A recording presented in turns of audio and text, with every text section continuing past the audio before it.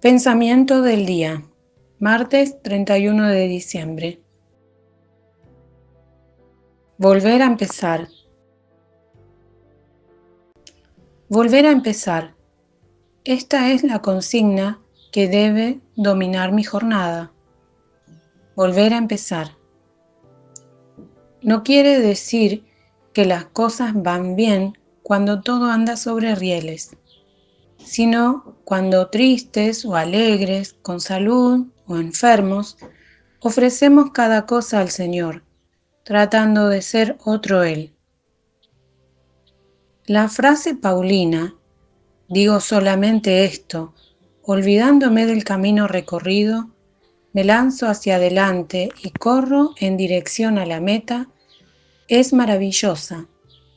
Hay que saborear profundamente cada palabra. Hay quien, en efecto, olvida el pasado, pero no se lanza, ni mucho menos piensa en la meta. Hay quien olvida el pasado y vuelve a empezar siempre. Pero quien olvida y se lanza hacia la meta es únicamente el santo, como San Pablo, en quien se siente un carisma no común. Tratemos también nosotros de hacer lo mismo. Del diario de Chiara Lubich, 9 de noviembre de 1965.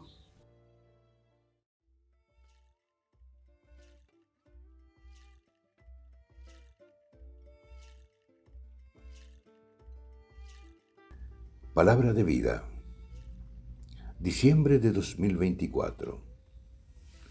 Nada es imposible para Dios. Del Evangelio de San Lucas, capítulo 1, versículo 37.